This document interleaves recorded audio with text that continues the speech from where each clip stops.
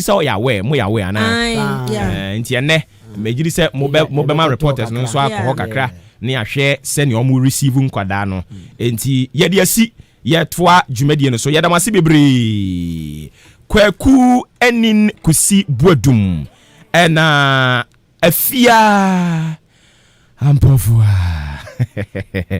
omo adaroma eno mo be kan ye ho a ye di da bon krata mo boso no e de bremos no nwotwe pepepe abo ewufia ha wadwen kire ye hwe animu 0594841044 0594841044 Fabra ye be kan kama de amamo edinti woda chinti na wote se me bosses no omo so kire o madwene de afa ho na me so me die nie good se oba Ghana ha no mo a ade abako a ye nyina ye ne ehunu ene se ye won krofo bi a ye use omo ede omo ye adwuma de ma amanyofo bi na se political party ne ba power pe na omo ayi omo de asi nchen edinti so ye obabunu a ene ensem a mempanimfo na di kan aka ni nyina fa bobra because oba Ghana ha even empanimfo no omo ye politics no ye o Ghana ha na binom beka se ye party ne ba aban mu ne ye muayen ye party ne ba aban mu ne ye yi ama ye muayen ye di ani empanimfo eno mo ba abonten a omo de sanse ma betu dwa na wo a wo ye adwuma e wo hwenampodi wo ye adwuma as branch member e wo ekura na se ho wo de ani awerho anything na make a kire wo say ye yusu e de wo ye adwuma na se party ne ba ban mu wi a enkoso fighting fam wo mo ubewunu na obi chenchena oguso okondenden de ma omanyoni bi adan a odo party no ama otwe no entwe minua ba ma se wo fight na party no e ba ban mu a onso kokko pebidi mpacho ati ase pebidi because se wan pebi ani na omo be ka kire o se nyabotre wo anim sa fe ni aba wo dadawo dadawo unim sa fe ni aba won so bosumi bi etua woka ye nyira nim sa fe na party na ba ban mu and so every single way bia wo yetua woka ntini e be ne den se party ba ban mu a wo fight ye e ma party ne ba ban mu no e ya pebidi don't enslave yourself with politics. Demand for your fair share. So wo boy na party ne ba ban mu a demand for your fair share. Se si ame no ka say party ne ba ban mu MPP aban e ba ye from the first 4 years. Wo mo mabunu bebre o mamu a om. Ofre MC ya osinya abotre wa nim sa fe ni aba. Ofre communication officer nyabotra fe ni aba. Ofre constituency nyabotra fe ni aba. Wodi nyabotra fe ni aba mo second term na mabai wa mo wani ana ho no mo a sisi ya mo obosumi be mu wani ba won so matwa 8 years na wo wa bobra e wo party nim wa invest enso wa nya hwe eni ti se wo tie me na se enamo nsa so na wo party ba ban mu na se bepem na ye mua wo a tu wo hofo ye de ba de tu wo hofo. Don't enslave yourself to hofo. Na nso so ye nipa ne ba. Wo da tinti to hofo wa de ase. Me de minim sana nka wo yes ase ne be ya party ne ba ban mu anka wo so benya kakrata frɛ.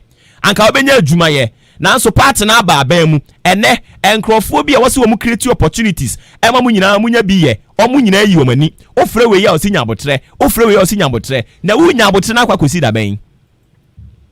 Nyabotre no omo ka no so omo so bosumi bia yetua omo ka ni wura free no se wo ye DC a eye party ne ba ban mu na ama na ye DC ni wura free no ho se MP na wo ye no eye party ne support no ma na ba be di MP so what ya say ni wura free no ho eni se wo tie me na ye nyampe won hwe ya tu ho fo na ko pa adwuma ye men koso anko mfa ma party no foot soldiers na asem na meka na no pay obi aye foot soldier mfie bebrenie party aba omumfie nan atwam yesi nyabotre minim tam kora yesi nyabotre ne koduro ena won so da so unya just a one to say ka wo party asem unya kwa odi aba be bo nipa na wo ka party asem ni tirimu eku no nti wudi party na chi di edi emfa so be ne wanya ade bi ekuo bi aye join kuo no se de ebenya so mfa so na wa join kuo no ekuo ni muawa still a wo da so ko de ma wo mo wo jare wo da chinti tuofo ne jade ogina wa wo kire no hwa battery kanti wo so kokko de ama MC wo kokko de ama MP wo ka so oni mo ya kampe uhunu MP ne yire uhunu ne ma wo da chinti ana me ka sa asem na kire wo tuofo na wo da chi ebe yi e de amount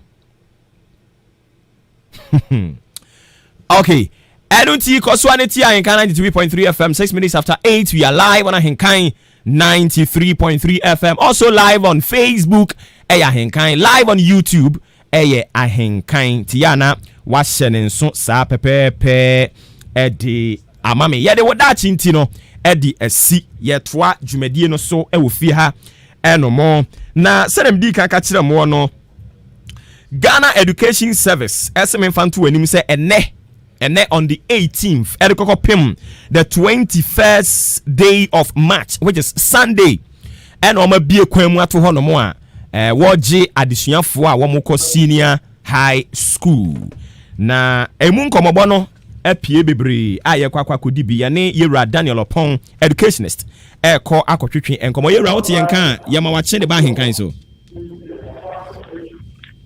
Hello Mira Daniel. Hello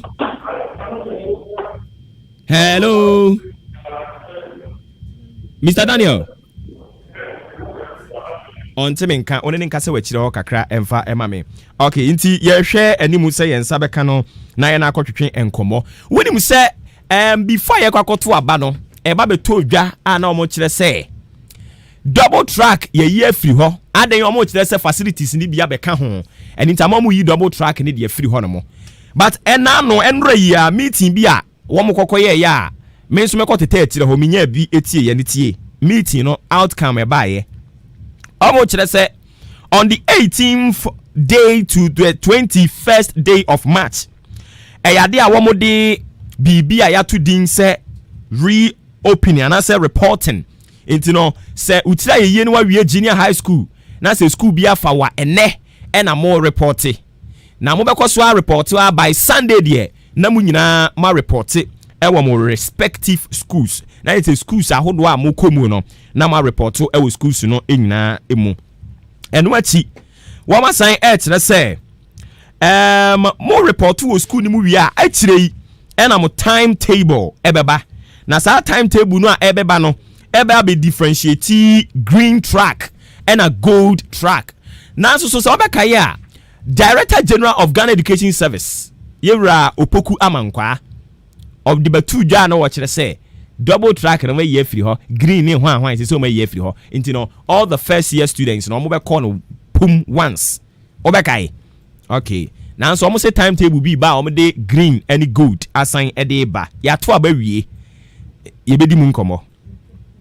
The division of being gold, the decision of, not said the division of being gold or green is at the discretion of heads. Into a head of teachers, you know, and almost better say, wo beba green, wo beba gold.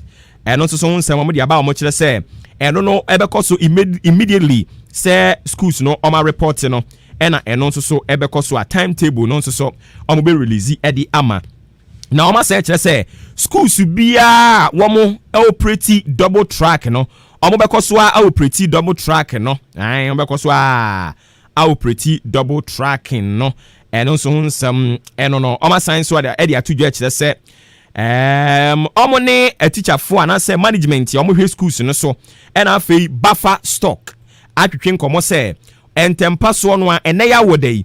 Omo say omo be supply enuane e dia ko schools ahodo numu na adesuafo no e ba no omo tumi anya bi adi omo san kire say omo adwene ho say nkwada no e ba no e be mamu nuane bi te say red see ya kan red awunim adua gale no ye be mamu adi e na afi bayere TZ kokonte banku ne nyoma nyina ye hwe animu som be di bi Yewra Daniel asan aba homa ne so Yewra Daniel oti yan kan ye san mo akwa aba me jemoso motibenka me pa cho yeto nka pa da roma pombo ko de nyame adom me hoye someone mo hoye nyame ahuye mo ba no pay okay yebra wakoye opanyini a ye ba ne nwoma sua wo mu nimdie ene adesuafo no a wo mu wie junior high school amo reporto senior high school yedi kan enje we initial reaction on that na fe yento aso.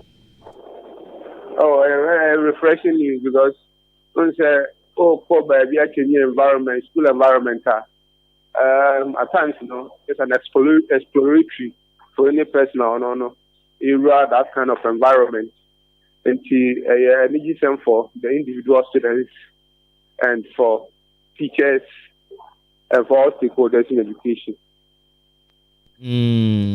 Okay. Na sisia no as a new development bi abama ye mu bebre no a ye nwanwa kakra. Na ye nim say double tracking de e wo hodada. Obi nka nkyira aban ne say onyim firi ho. Ono ankasa no beka say omu eye fi ho no mo a first year students which is omu report to enekoi no double track any baabia. Na so excepts of meeting be a course so enra kire say double track ne say ba biom. You being educationist no otini say ya say na ho ye o. Yo, the TN say, say double track will be ending from 2021.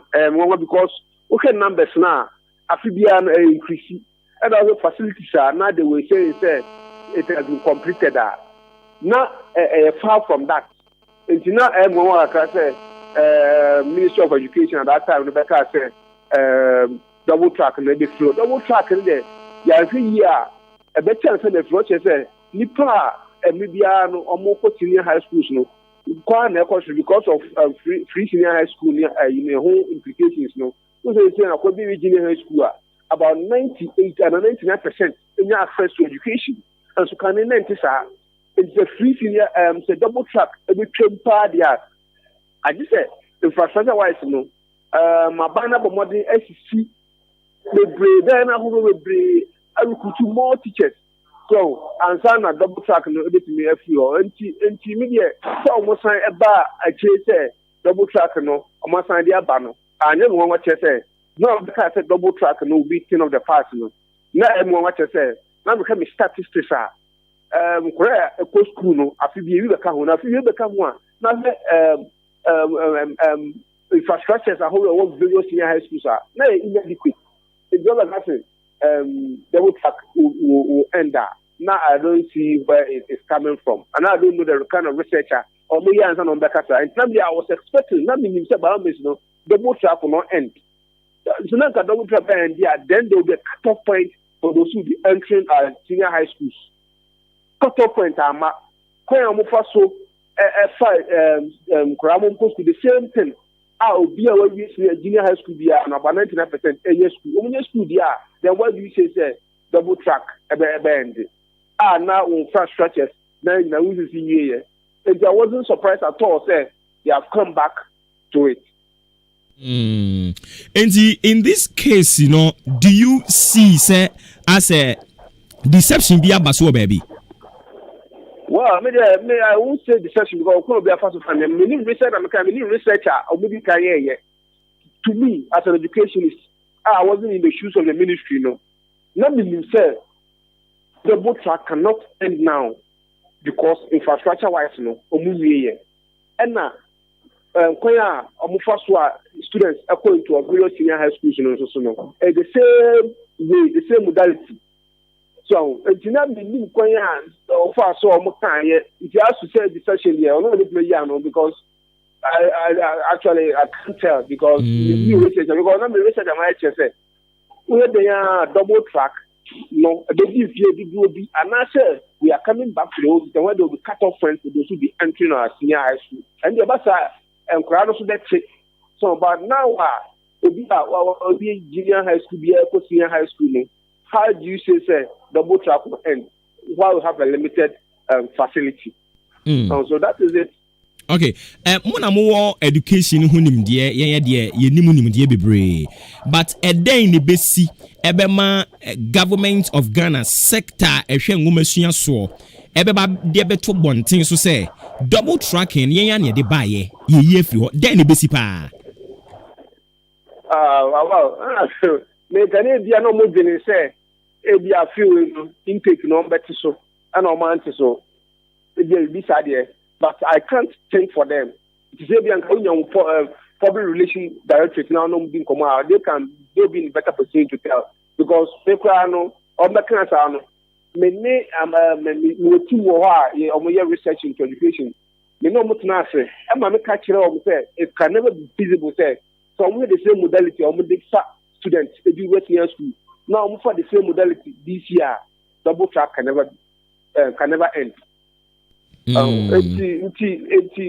Meaning the mean the into so casa, mean maybe I said I make maybe I'm moving home say this year intake, you know. So but and I say if you are known say within this shortest period of time, you know, if you are for traffic in an bed and we see the end of it. That was their projection. Okay, Mami miss out this final question. Afi yinja okwan na kokra. Oye educationist. Now where the back and forth of yen educational system e Ghana ha no a. Ghana ye wo that's papa edema yen education. Question there isn't the whole morning should the whole about 3 hours because the education there, education teacher of education is there and can only and because we were meeting because I was a friend and now I say or meeting my story and I'm in the Mokasa and think that for many better but those trend of curriculum change that every 5 our curriculum must change because way of thinking not 5 years our way of doing things, everybody is being done. So with this new curriculum change, you know, find a starting up point. It's in a year. Now, teacher resources. Fire because they will try to check for. Okay, problem how much changing no curriculum we see now. And then can say more activity. But what do we see? According to the same textbooks now, I see it as it name career there. That's a no. Changing of name to the new curriculum should go with the current trend of activity teaching. So now, okay. Yeah, that's be brave. We brave. What that? Yeah, when you cry, yeah, my. Ebusia for your name. Yura Daniel Opon or your educationist. Wabene ewo eye enwomesua emu. Ene ekokogye na adwenkyere de fa. Ene ma wodo asan trinity. Double track. We obi entire ban obi anka asa ban tumirika beka kire Ghana for say we double track the free ho mo ana mo beka say mo yi double track the free ho and into omo ko first year yi omo nyina call straight obi antata mo ena mo mo beka ye afi mo san de bibi foforo san de aba e kire say mo san de double track de ba green ni gold asan ba biom. Can we be truthful to ourselves for once? Me say, can we be truthful to ourselves for once? Ebena sem kreni. Ebena sem kreni. Okay. Yabekwa homane so na yeni yura obin da kwa akotwetwe komo de ene ne kotwe komo wenwi afa wi ana yentoa eso yura obin wote yen kan ensam akwaba. Yes sir, me tonka. Wada ro mapo mako de. Nyame adom boko na oso e obowa. Oh, nyame ehu mo bopa no pay. We say de ma no dem ya. Okay. Sure. Anope ba wo hono mo ana yen komo twetwe ni nyina ne se ye bisa wo se ekwan ben na mefa so na ma identify opportunity e wo me community na menya so mfa so. Okay. Me that's it. Opportunity say business opportunity. Business opportunity me pacho wan. All right. Okay. Opportunity ankasa pa de hwemu a ejina de what training a wo de ama ho a wani timi ho. Sisi ama say me abo and I say mo achi mo da business opportunities e ho no say menye obi a me ma dwen si so say me pese me business a tem bia flash me so me hu say say my game say me pese me ye adwuma me pese me nya obi adwuma eye say obi pe bro ato na so obi samia because so ko wa kwasi me mfama game ko say maybe nipa we me paka tesa bro no me pa ko hwehwe na maboa no na wo ba wa be first mo no mista enti say wo pro ko change so wa game ko say bibia no metimi aye business wo ho enti me na me nyina me hwehwe so be pemwa problem say society no nyina no make me kina ho aka say okay make my turning into business and I say make my kaso befa na ko to aso enti dodo no ai kina wadwen a what's in the be a open business I into hu be bia with me this kakaka ka ho and I so bit me sika kakra free no in business a can be na no o hwehwe sa enti me pesa me business me sorry ana me nam nante town ni mu a na mahwe say we bia ha no enkrofo time ton kobi nti ma memfa kobi enya sa yes sir o se can be an share problems and normal enkrofo bi sa on person moton obi an we disability and right say so come on enkrofo di you so only ni pa be 10 e din koma e mu be 8 no koma mu di e no ye obi emwa ope ope bi dia fi obi ho na sa wadwe wo so asa no mani nyina obetimi atani into business yeah obi betimi bi sa obi a so ope wa chat pa obi na ahihye wa no wa che na wo business wa tani on obi so betimi ka so minimum bia ne ye pa metimi dia ma free o de o free mi fie kwa me kwa be ya ma obe ya ma free na koma wo so na ni age wo ko no baby obi so be ka so okay ene me yelem de joint ya oba otua kakra na me de amawo na che so no na bien wo so wonye free o ye business enti solution bia and as a problem bia wo society mu no obet my in free and as obet my turning into business e gina de woni hu ene de wo hwehwe na ye fa ne se ma hwehwe mu a me hu bi de amani bebo so bi a nkrofo eye bi eno me ne den business bia no chance wo hon kakra me sisi aka me no mi no nyina ton mobile money a kwan a wo be fa so atone no kwan me fa so atone no e different nipa woni mu omo eni se o si o no my different from me there sika no kwa ba won sam no a wo hwe so no kwan be fa so ahwe so ne kwan me fa so ahwe so e different and the same kofo nyina ye bie na pe so ye no bi ana se obi anya bi na bi a wo de ba foforo no me dey say be bia be ko bia no wo adumdwom wo ko makola ana so ko achimoda adwuma obe hu se ma no obi atone tos nipa ba enum nsia ebi kura aduonu but obi an kwan fa so etone no normal kwan fa so ne customers kasa kwan fa so e ko fa tos ne kura be si o si dia no boy de mano sa no money different into si anya me so boy nyina different obi an talent no obi an misu ene mbobre no so wonu obi e kasa se sia me no kasa yi so boss na me ne kasa won't say the voice is different. Question will be say different. It's really different. As some American society are say different. Also catch me. So only the already come out different. The voice is different. It's normal no anja media man no. Obi ti media account be dia hu no. Obi ya kura bit my. Aye no sonko ama audio no so aye. Inti special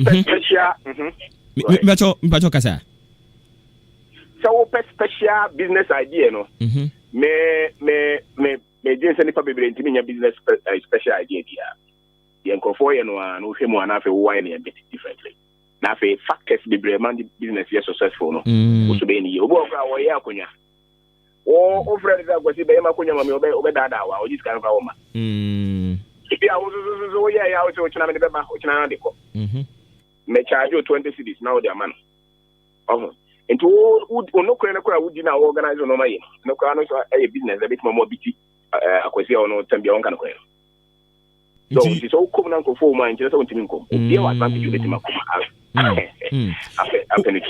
ubetumi aye ne nipa nyina ye batagina said ya wo be no so yes sir on normal o se on tia se normal be bre wo mo a ma business gina na say ego and this will be provision shop obi a be bebre and so be an na dey so see no man ye radio stations ebi mo bi ebi mo kwa o hansa na mo ba and so kwa mo fa so ye mo no man ideas am exposure am no e be mo dey be different from obi a ono to a obi go why be 10 years but if you guys can ba ono dey ade fofo so Nti a normal business ye no enye idea no per se. Idea ni dey me dream say no 5% kura. This will be because more business idea papa me no be a and discuss and your business idea will be okay. Say a ton is you. Obi ton is you a sachet. Obi so ton dey one so. Obi so ton special ice. It's different. It's an expertise special ice in wow. What you build structured business. And a lot of the times a normal winning in San Juma normal commitment our person business near and only separated businesses. And yet product now you say they could have idea. Obuoba many idea be no beyond discussing, no problem. But idea no sir. When hear magic in our ton is you. And 20% ton is you. Enti ekokoba se obi ka se an o te se ohunu se me ton bi no ono susu bie bia eno no ema onipa na ba mu on David sane dia one pay minimum bia otone die hu o joint be ten die hu wa fama ya ono kwa no on tra baby on tra ono no one office no manage so bi abe bie bi won chen no de wo sa wo nim ye wo ya wo ba ni manimu ya na ese wo yamba shisho kakra e duru akira wo yamba shisho o no ma no ya no ma no be bre do so ba bia wo je wo no ma sika wo hweso se o si titi wo nkora no mo ye adwuma wo customers ba se o si no mo kasa oni credit e bia wo ebo face ya wasori wo kodwuma obi so se bo 7 on kokra na market na bi ma ba ko sa no ma no be mo bitini pa no ebi a Sunday no kura wo mi shop no kura obi so also a Sunday okwa so wi a bakobi so enti ye wo obia ni se o si hwe no wo hwe ni a obi hu de o so ya odwuma no e be gina so bi be won jan a na so tri bitiwa na se no man be bre na wa ni so yes o be turn the same thing tina friends wo de na guo e na wo de na e gudada because no ni no man be bre so Empe bebre one emabunu na afei enipa a omunyombe business atwetwe nkoma oso media business idea said ya wo kan mi wo bebre pa nanso akafa me kono sika wo de hyase maintenance ntwenya sika dan man san na maye ana kwan ben na memfa so na me sa me business idea no opportunity na metimi identify a community ni mu no metimi dia adwuma say o business unye business da na so woni sika business now idea never about him no or say your level no this as a municipal me person me could be mining company sika e be mining company mosh e be a mini of a be an as mini obi obema misika but let me start say be a me to no man pinkiti wo me ho make my koto aburato no be 100 Ghana crime me just start enti say wo nye business da e kinyesika na ohia also the business kasi wo also person be business no for the office farm or pentio no the ma fine at any receptionist or talker meaning I will call you business and the business na gaza kwa manage dida nim baby okope market cliff the basa was starting wrongly and nyame hihye ne say kakra bia wo no wo dey starting from the bia wo na afena na obi hu nyanza ndu wo hu nyanza bi kwa za na okope sika wo nya dida na say okope sika kese bia be show business ni mu a business now person was starting on. And as I will change sika kese bi free baby aba obeka check because sika no anka na de ma obehye no omo ye studies bi na omo man ko fo sika kese so mo fan start business na omo ma e bi mo sika e check kakra no omo start so mo hwem omo se omo aya mo sika no omo timi ye etimi start business no eduru ba bi a business no gina emu ye den no omo gina ye womo a ye ma omo sika kese so omo fan start a omo nye business da no bebre shi sika no na kakra no ko ye no eduru ba bi emu ye den no omo ba mu buye so enti e kire se business no sika na nyansa wo de pen sika na wo de start no sa nyansa no e wo ho sa akopem se bi be free ase enti eno na boa ma usua de mo business ya de usua na usua it is obi 10 tam 10,000 bro na wo de ko business mo a unya bida me make imagine aka do do no abe shiskaro but the why business na no man 10,000 because wa shake akada no obi fu be also de to nti so wo twen sika kese ansa na start business na chese onya ready twen sika kese na start business idea near the start business na sika na ba ma business na nyini so papa bie mechanical shop man na so onye bida o be shino because problems beba ya problems ba akugudro be na wo a odi be gina no bebre no bo nsa fe no aboto enti na enti na nya bibisa ne se enwa se metena ase se me pe sika dan ma ansa na ma hyase kakra no ekura me ne me fanye bibi ofa onye bi da kura na ye nyina no ye start no ye ate ne nyano na ye yezezi o I Maakye is starting football so I started with Chelsea that be started on the feature near Bono no share na no pai efe do be no come away na fi money training afi as a superstar the same thing and they say Obuoba boys here na nyata okay they brain no my business ideas be about me need support what can support no 20 years am I likely said the next 20 years I support no Emma but wo hwe mo area ha bi mo toni board ye bi mo toni mako bi mo kura che kokoton obi KFC mo de no mo ye enye brodo no mo de bibia hye mo mo bibia hu ho bia no obi bo empa mo ton obi a carpenter bi ko wontimi nya market wo beti maka kwazi me ko pen kofo a o beti matone wo no ma ya ma nti obeye wo ya na me de ko me a cheska no business ideas here bebre ejina ni pano okay yera ma ye na ase ne yemfa unsi ha nyame yadom ekina ye besa to aso ye da se obre pa no wadaje yes sir we da tifa wo okay enti abusuafo ye ne yera kwabena oben da kon African entrepreneur wa bene pa de bia mbisa se da ben ena o ma me branch bie ama me dia dandan ho kakra ka ne obeba na akra magigi adama konwa mu a ene me nsa ne na mabodwu se fitai mu sa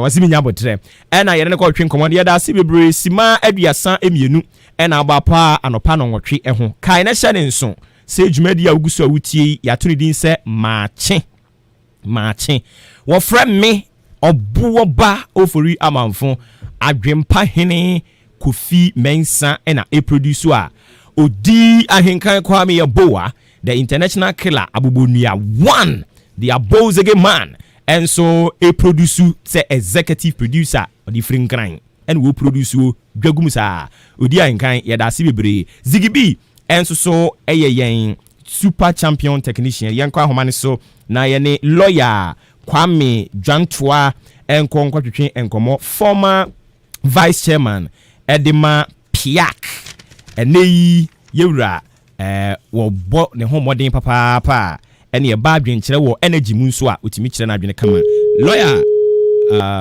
okay yɛhwɛ yɛbɛsan de na ba biem okay enti yɛhwɛ yɛbɛsan de na ba na before a yɛde ne bɛba no ma me nsan fa we nto so emfa emamo Nyankopon ya adom akwasia da ebe ya wurade Nyankopon be keke ewe hemfa King of Grace wurade induction service yankesa brantie opokuware opokuwade ye de opokuware ye side na atena na office amana na adwuma ya say da form ya say nketwa ate enti no induction service no ebe keke ebe say yakuma pamu ebe yiri tu kwasia da ebe King of Grace wurade hobe butu ni nyina ye induction service na sa induction service we na mama kai tamwa na me work campus na ye handing over ceremony yenkwa homane so ne yira Kwame Dwantoa enkotoa enkombo ne so lawyer me pa chote yenkan ye mo akwa bade ba henkan so Esiama wadaro mapombo ko de ya so anope na ye hu media ne de nyame ase ye de radias papa anope lawyer ye ba wo nchen ya na nyame nyansa odi adom no na ye peseja oni ye chemu nkomo kakra na nsen ena ye nyina mo nkane a ewemu a na dum ewemu a na so ubisa mpanimfo a mpanimfo se dum so ma biem na mum omo ye maintenance na no ye bisa say maintenance ben pa wadaroma sɛnea wo sika no mekyia motifo sɛnea mo sika no every year bia no I say you maintain electricity infrastructure no na we a grid co transmission lines no na em se ba ko to chim na de to chim no na major line pa eno to chim no affect other lines ma country no nyina nya blackout inti sana grateful for catch na the ma catch no it goes to show say there has been lack of investment in maintenance of our electricity infrastructure. Apart from that, the infrastructure too is old. A check. Any continuous maintenance, any continuous changing because of lack of investment. The sound you may win any dum sonoba. And Shafia ni into yentimi and twasia and any chnea. Yentimi and Yesika and fan tum and any chnea. Dum sono de ebeba. Because grateful for catching say yen Ghana for almost so mabosomuye na a power outages na dear. Yekuye nimu ebibeba. Sane dum so start here. Sane start here. Inti said me pache say o aban mo na we aban. Na one for plan and to ho, especially for energy. Say energy we are saying it is the lifeline. It is the lifeblood. Moja no oni pamuno. Ye energy no asesi ayewo say ye be didi see ye be da say me pache say ye be adwuma ye be my infrastructure akoso ni nya ye power and energy no yo mumienu yo petroleum side and your power side ni mienu no nyina ehia for electricity because of the petroleum side na gas and ye de light power no eno na efa machines no ma eboaye ma yenya kanea eno no oil extraction e tu ye oil no the gas na eba in the gas na de ba no eno na ko etu abo no etu abo o me ho yiwi a na eko takrade na no generate electricity. The electricity no generate no it has to go through wires, lines, and only transmission no on a grid co takes over. There's all three infrastructure no generation, transmission, and distribution. Generation your Valco, transmission your grid co, and our distribution your ECG. So all share the infrastructure now your one. Over the years, we haven't invested in it. Into ayedada, into definitely a chimbaba. Ayasa watoka. Utoka 1992 se media. Na we maintain car no. They be a wuchi. Ebe no baby no car no be jina. Because we maintain it. Sa ni omu se ya. Yanhwe ye sa wo hwe se ne aban e ka kire ye se sika ni ho.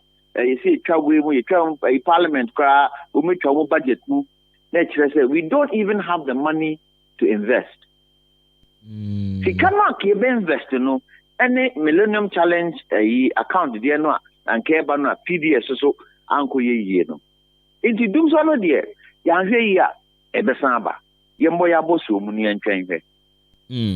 Say yene aban mu mpanimfo a omo energy no etwetwe nkomo a omo tai ekase omo de omo based on sa maintenance no a momo de mo no muhunu ade no a mo ka ne se ne tie no a wadi kan bobo nyoma ni bi so e de a kire yen me free power ye generate from tema di we akọ takrade sani mpanimfo a kire mu no omo kire mu a wote ase yenye because obeka tell say ye maintenance ene ade atia na kanea na dum nti akwese de omo ka no contradict mo amuti akire yi no mo de munim mo ka no kre ne se de tie no a yura dwantoa wo ka ne se ne tie no a no kure wo mu pa ne sen ma men kan chiro wo toka na wo ka na kan bibi no na de ko mechanical Timbi or sound the car no ba won san fanko because only any. There's a machine a transport electricity no a dada. Na mo try some be fix it, now fix it, man fixing a year. And for doom so number. Where Montia say the doom so of before no, and yet the doom so of today. I didn't know mechanism. The doom so of before no had to do with generation capacity of generation power. Adia yedi be generate. In fan one ye better ye be generate electricity no or no na din because in sika ye better on fan one. Any sika ye better on fan one. It say it mean generate the full capacity of the electricity. So see that has changed. How has it changed? Because you see that generation equipment no, majority of them say gas. And the gas also a Ghana gas.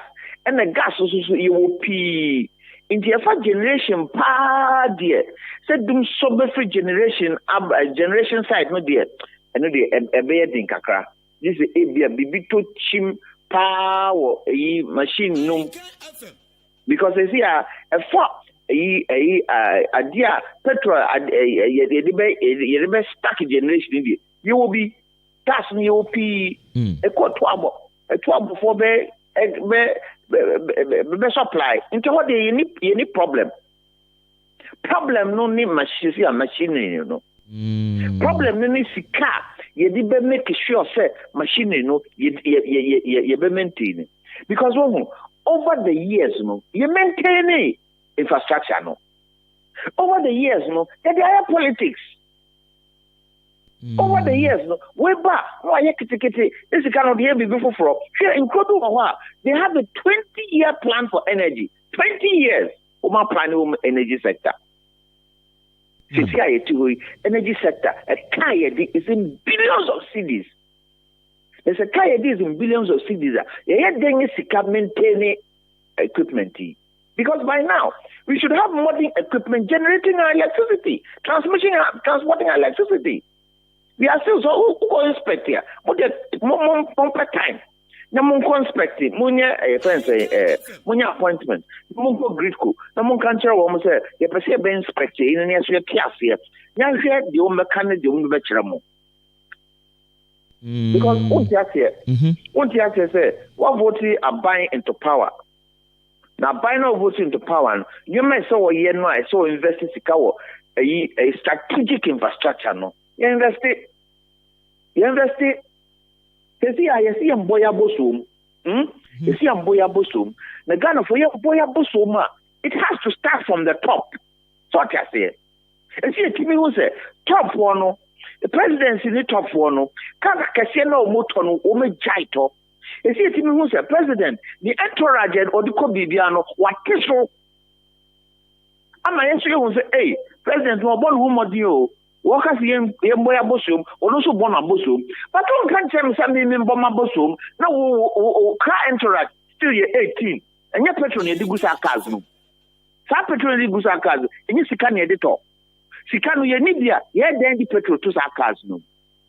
We have to make sure that our buyers see I have voted into power. No, they have to find the money because don't already and not there.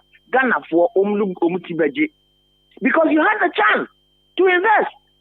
You had the chance to build infrastructure. You had the chance to make sure say infrastructure now in Kenya before electricity before up to scratch. My first investment now, rather a kawum that Maminka Bibi Bako and you're buying Rainqua.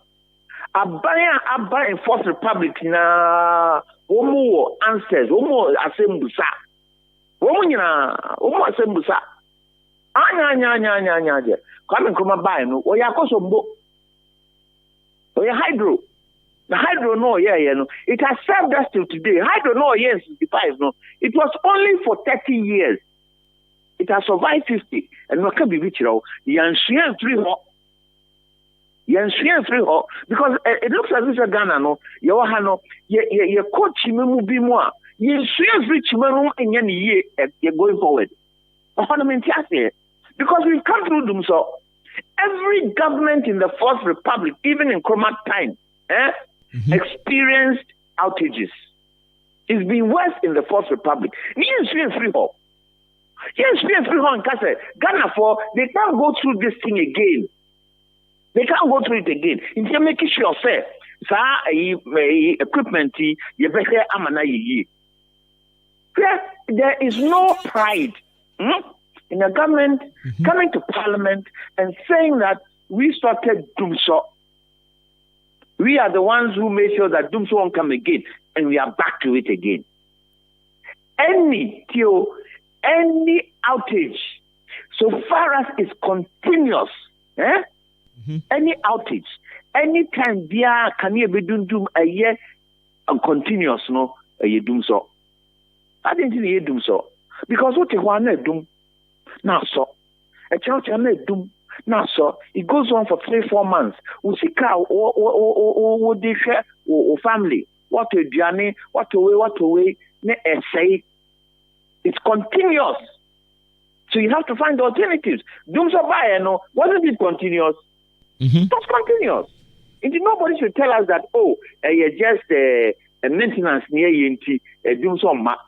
Because the equipment that handles electricity infrastructure is old. They need to replace it. Now, you go through doom so you see the renewables, the buana. The renewables. Now, you tear back together. Say, equipment, are you old? Sikeni kwaye de beye kakaka no de beye no intimi emayen kase dum so ma inti renewables hono the renewables hono asem yenye no. Then government should bring out a policy, and then you see from today onwards echo esenya solar panel. Then every house should have the solar panel. Why? Because every house solar panel was what? Residential people can generate their own electricity. They don't need the grid. Now, you see, before directive we find ways and means of supplying them solar panels.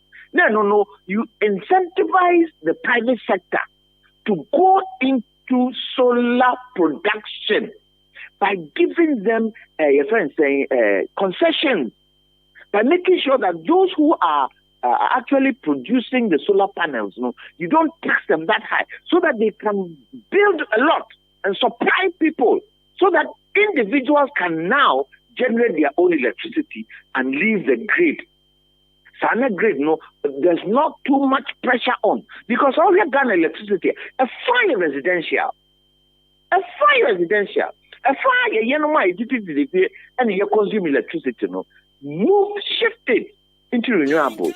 Within our policy, within the next 5 to 6 years, because inquire Israel, Israel says here, electricity was so they don't depend on the national grid. And over electricity, generate, what be my buying? We not exercise. What be my buying? And we have discovered a resource called lithium. Lithium, it's Ghana. The lithium, and then you have battery. And then you have batteries for solar, and then you have batteries for telephone, and then you have batteries for so many products. Now, then you start developing the lithium market. If they do 2-3 years' time, now Ghana is a major supplier of manufactured batteries for solar and for cars. Energy plan. There's our plan in the world. Resource now, my investigations, my young research.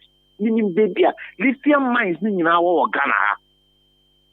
Yes, they extract lithium, they are starting a year, kind of batteries here. You bet me a tongue because renewables, ever.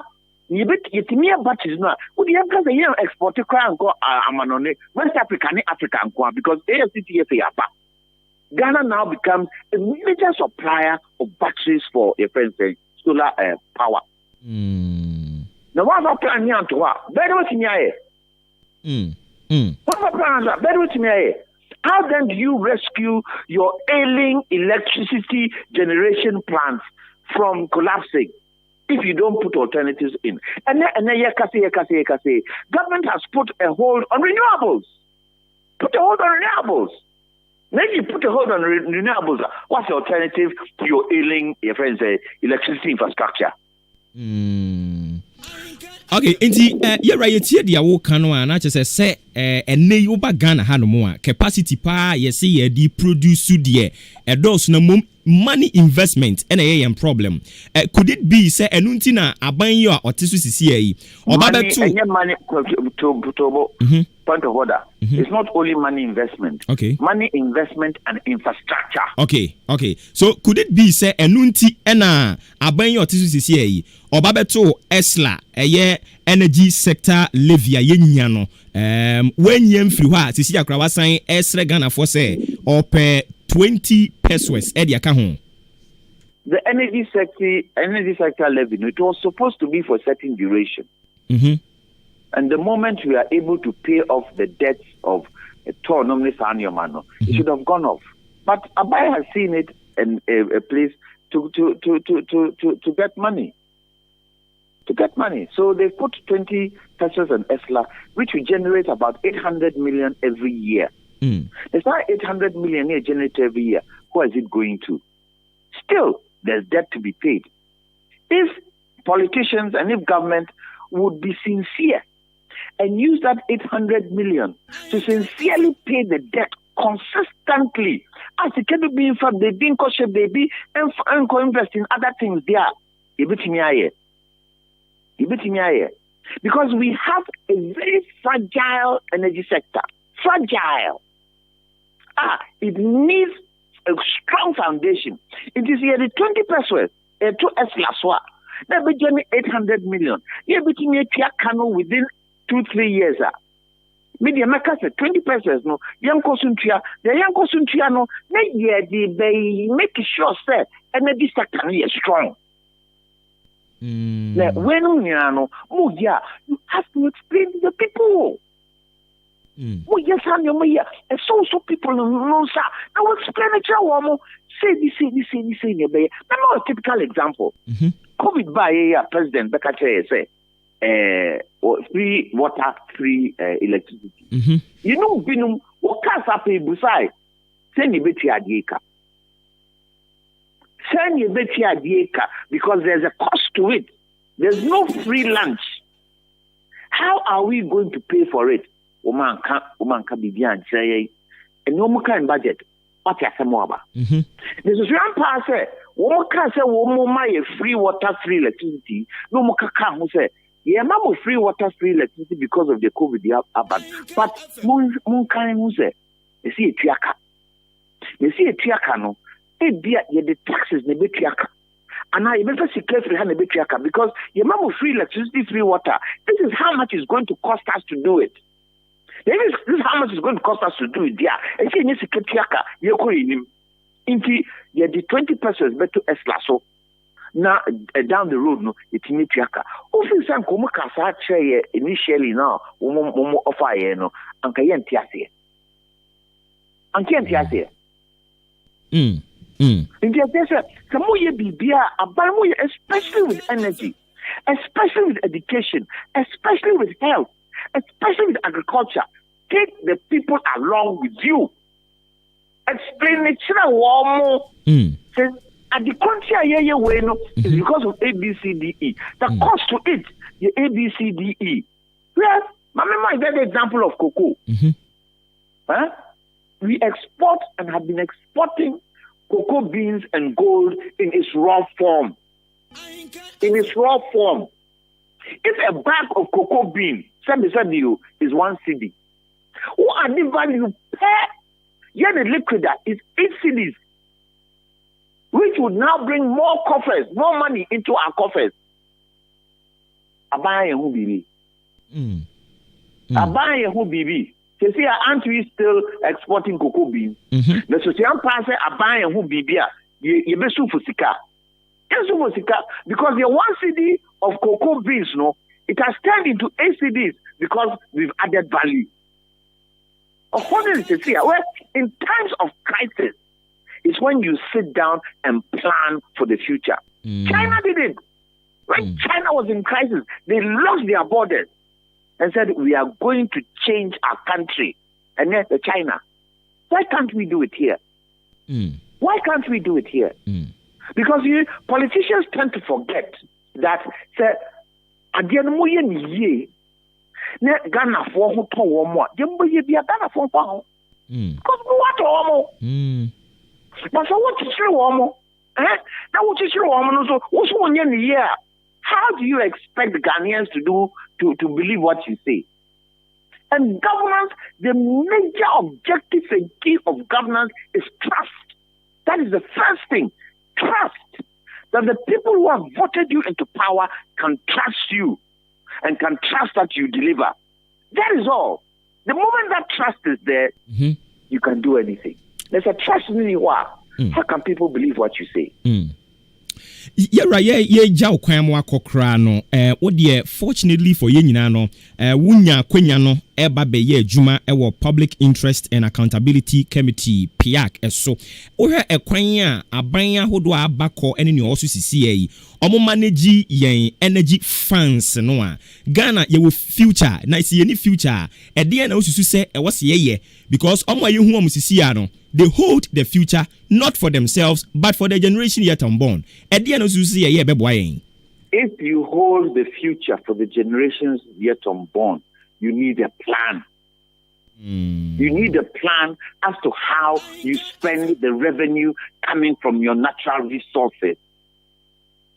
I keep saying, and I'll continue to say, manifestos are the killer of our economy. Manifestos.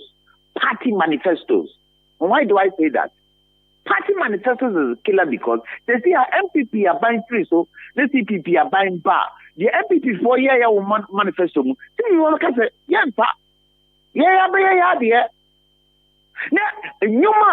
Nyoma, MPP government no more, they won't continue. Only Ghana Fosikan and a start here. And that is huge financial loss to the state. Although the Constitution states that every government should continue the projects of the past government, be it the same government or different government. The Constitution also states that we need a long-term national development plan. It states it. Long-term national development plan, you will be. Because we never can't you drafted 40 years national development plan. Never can't we drafted you will be a Wahi Ghana for what? You become our president Abba. I say long-term national development plan. No, Mahama Bani any Munchemi Resini BCIN. Jadi, not the party manifestos. Party manifestos and party manifestos. They are a bane to corruption. They contribute to corruption. Party manifestos. They contribute to corruption because you see when you be Nyamuna makache de be yene dia bramsu when you be upomumpo when you be no upomumpo when you be yene ya calculate ni ehu se sika sei ne be kwa sika sei ne be kwa ha mo ba mo ka kire ye na national development plan no ho obi ani wom obi ehu obi ada question obi akan obi abebusa national development plan you see see your friend saying a dying way or ha. Na yansi, that's how a national development plan no can. If you buy no here, doesn't it go against a bino? Next election, you won't throw for people from that. President Kukwado, because we see cathedrali, our national development plan. Our party manifesto. But buy our people 9p no to see a assassinated one. What can we be? Hasn't he gone against the state? Your first kind of bubu sa nine. Unfortunately, media smoke home. Media smoke home because media, Mumudian said, Mubese Mubinum, Niaka, your career so you don't take the politicians on. And that is what you're supposed to do. You have to be able to take the local politicians on. If the local politicians, the districts, the MCCs, and all those people there who are supposed to be the local government there representing government, if they are not doing certain things, that is your role. But the media today, half the media today is owned by politicians. And nobody says anything about it. Nanka Yehuye, Uko Krobiswa. Politicians aren't allowed to own radio and TV stations. They are not. It's against the law. I didn't hear salon because Ghana 40 years is here. Yeah, bre. The man can't boy. Ghana 40 years is here. Yeah, bre. See, I cry no budget up the year. You president the taxes fee. Abemui. Yeah, bre more. The bend that you be jai. You tighten of belts. No, the bend you be jai. Because it's number 3 rollers breast, Muntati belt, Muntati a bend of the giant tightening a belt. So, woman, the Omotiwa, Omotikaki, the Koyanati by. The patcher said, to say, if the country is broke, the president should come and tell us, a Ghana force is here, our country, it is broke. How best we can lift the country out of its doldrums. But if 1 minute, say we have a strong economy, next minute, say we don't have money, we can't go for loans. What should that tell us? Lawyer, ma yena wase obreno wadaje wenyama yeni etifo. Midasipi. Namishrao. Lawyer Kwame Jantwa eye Kani Vice Chair at the Public Interest and Accountability Committee. You can dinity from Sepiak.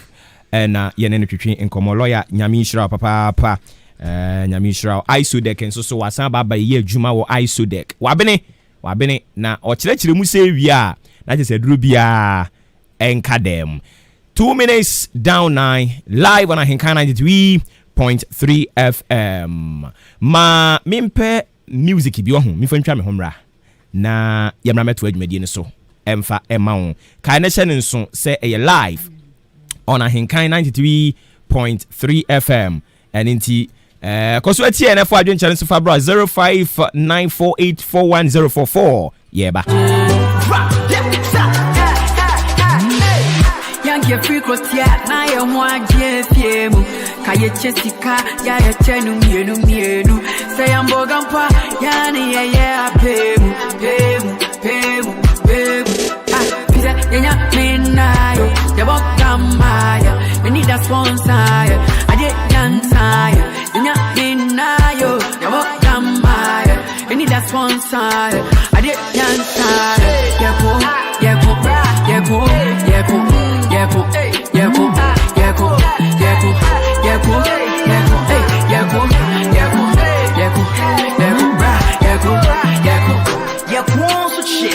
and then put on your fridge. Hey, my you, Fred Chelsea, you push him for bridge. Drill. And now, sorry, we still in Heritage Month, Ghana Month. Enti, and then you perceive Suya Bibi Kakra and Sana Mako Aqua Twitching and Komo we at the amount.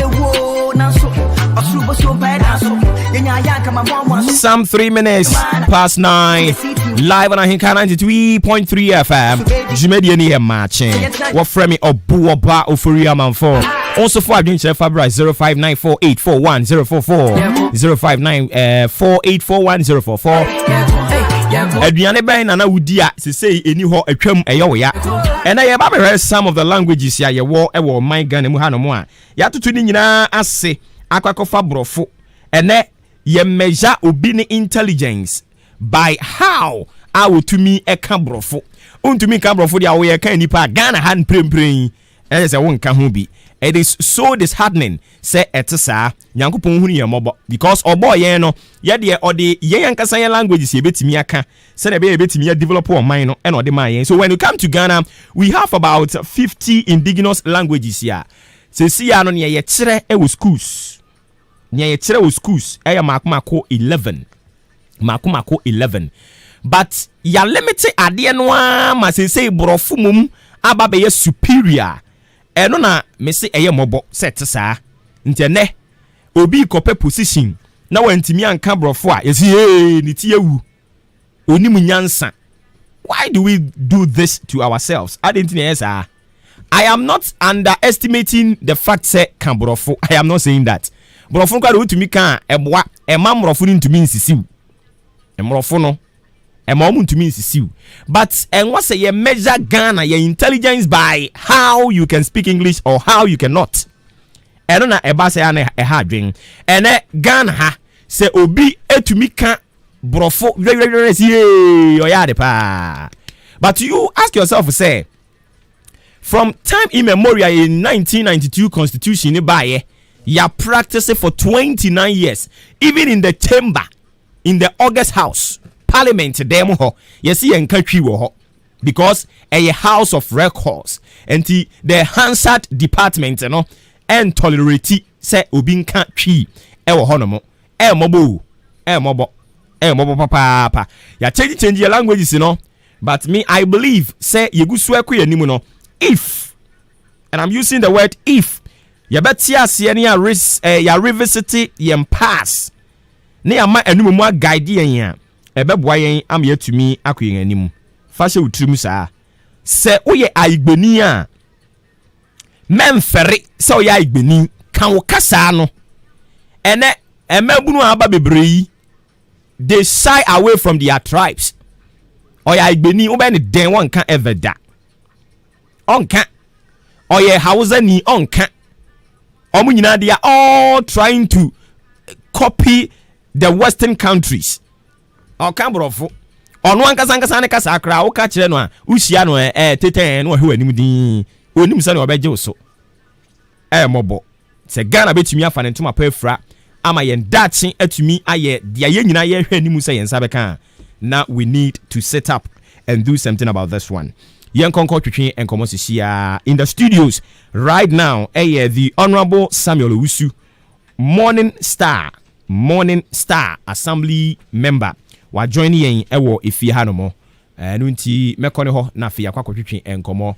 Honorable Apomoko. Ami adomboko minia. Ya pewa abre.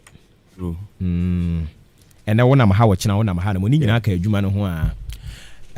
Nti the Honorable Assembly member Morning Star ena yene no eba betwetwe enkomo na fi wi ya to adwumade ne so honorable na Morning Star ye free Morning Star fi oda ha ya ebusianfo bi a ombo moden tichiri nkuro yi odom so di kan betina ho na papa bi ana odi kan eba ho no ma ono ewlade to ne nsem na usi hotel bi na edin ada so Morning Star enti na ese edin nso atre edi baabia enti na ese yetimi edo bro no so na ma yenya sa Morning Star no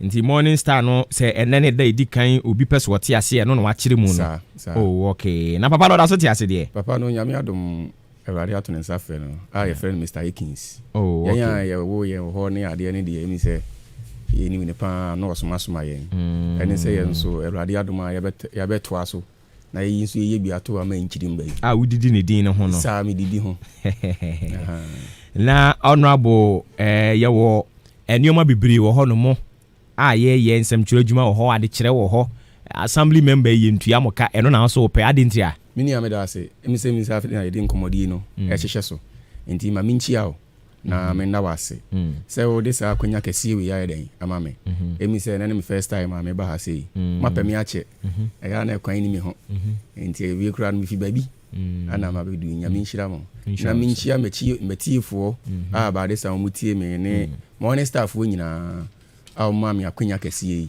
se mi medi omanim na mfi e wo ye nim ye mfi nan me ndi omanim na ye hwese mpani ndi no ebe di animu a amato ame so enti me do ma se amankwa na ye nok na Jehomes me chia wom me da asimi nua enkoso enti asema mbisa wo no sa ade nti na assemblyman na obedie no ankodi teacher assemblyman so kura ka pre motro so eno na wo so pe ade ntira me nua me da se emi se assemblyman ye ni keke on se adwuma bi ayo frɛ o saa adwuma bi ayo frɛ sɛnea na abrante ne ka no very good sɛ iwi nom yɛ ofrɛ no ofrɛ no me ne wo ka sɛ obi wɔ no mo nya asamre man but adwuma a wɔyɛ wɔ baabi no ɔsen asamre man o ɛno bi na yɛn mu bi yɛyɛ a edu baabi no yɛhu sɛ daabi ɛkwan abɛda hɔ de a na ɛsɛ yɛn so yɛkɔ try fit ɛhwɛ a mpanifoɔ ne mmɔfrɛ wɔ hɔ ɛde gyidie amunya gyidie wɔ yɛmu a amoto aba ne ma yɛn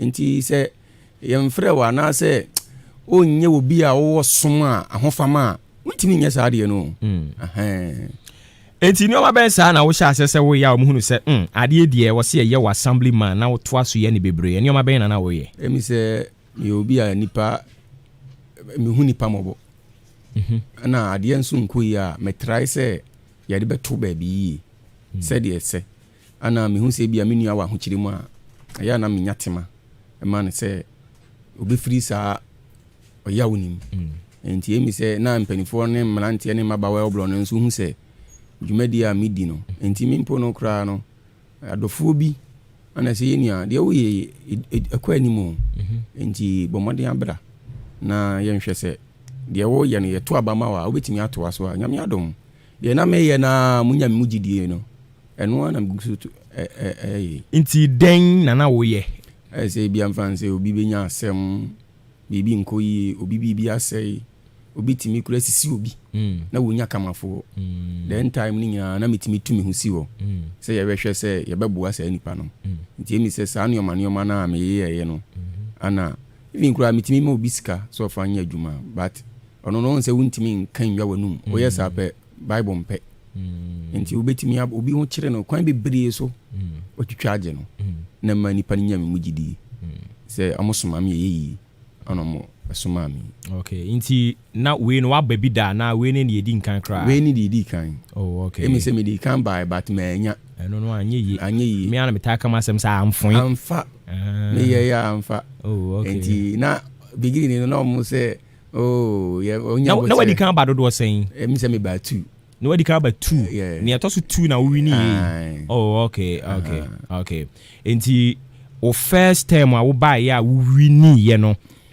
policies and programs bɛn na wode baeɛ ma wo mu ɛnya wo mu gyidi ɔmo de saa tumi ne ma wo meka kyerɛ ɔmo sɛ I believe in sɛ ɛka summary work na ɛyɛ mpuntudwuma nkakra wobɛtumi asɛe w'ahoɔden ɛne wobɛlɛ ɛnyɛ asamere ma afi no aka sɛ mekɔ lɔbi wei ɛne ɔma nkakra bia nti mekyerɛ ɔmo time a na yɛsua no ɛkwan ne yɛfa so yɛ ama nnwuma ɛne ɛkwan yɛfa so ne nipa nkita hodie ɛkɔ nkan no ɔna ɔmo gye media ne tu mu ɔna ɔmo sɛ woyɛ hwɛ ɔnam sɛ ɔmo mɛ bibi kɛseɛ bia mɛtra sɛ communal labor no yɛbɛbɔ na yɛ regular basis sɛndeɛ ɛbɛyɛ a obi ɛho kyerɛ no koraa because ɔmo ne star yɛ nsuo nti sɛ yɛbɛtena ɔnom na sɛ yɛ mo ama nnwuma koraa na sɛ nsuo ne sɛ yɛ biribiaa ɛmoa nti yɛmi sɛ ɛno na mekaeɛ a ɛtɔɔ ma so mu ana mekaeɛ ɛtɔɔ ma so mu so yɛbaeɛ nso no ɛmi sɛ deɛ mekaeɛ no gu so a yɛ nkakra gu so a yɛyɛ nti wodeɛ woanhyɛ da sɛ obi wɔ hɔ no mu a ɔno wɔba a ɔhyɛ da draft sɛ education deɛ mɛyɛ ni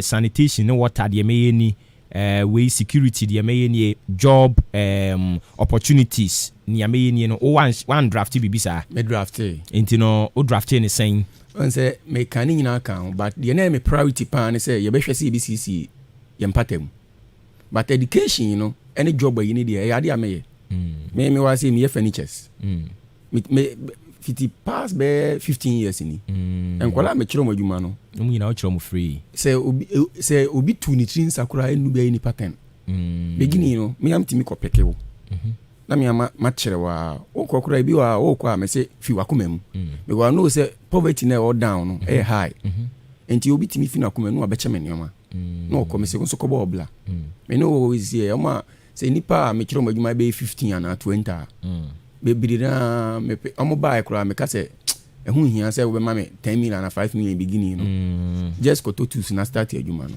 enti wi a na bibia ohia no me de wo de ama me na bi nso on ma no bi hu a kire no opisika hye na adwuma mu obi on ma na ne hu a kire no pa adwuma ye mitime boa me no ka se ekura me ne frempon e wo la po kakra ye nyina na ye build it up obi pese wo ye adwuma ninya kose makola ni boa na easy easy no afa no okay okay nti eno ne nneoma ahoro bi a waye ewo we electoral area ho no em se nneoma de ma ye bebre okay nti bi ni den se sanka bri wo mu na me bobɔ de a me hia more time em se me ba ye no me ye madwen se melobe because penifon ye ne omo ne nam nti melobe na ye sisi Morning Star nti me first ade a me ye ne se na se wo hwe Morning Star bridge bi o mi se mi senior de me mabetu meet baako e wa ha me ne na ne ko school mani ade pa the OD4 Ziggy o senior ne ko school senior school oyo tope e dia ze me ne ko school anything we pie din no and I was watching it no na ye din ko we ni mo kra what you senior to me ne ko school enti na me say oh ye ni man say ye beboa because ha ne ya we ye nhwe na hansei enti o share Morning Star ye frɛ bi telabo Bridge ne so na mme bɔdeɛ kwadu enwula ye hokusu na ye bɔ manden e bɔ pa ana omututu meni nyina senior na aba no senior mus enti omututu ni nyina ana itwitwa mmɔdeɛ ni nyina do ho nyina enti me no kasa medical the light baako abɔ ho ana me ba nso no mahu sɛ esum ewo Morning Star nti emi se me ye madwen se pool bia no ye be ne one light one pool and I say one pool one light nti se nkofo ni bibiro minimum past years no nti omutimi bo monitor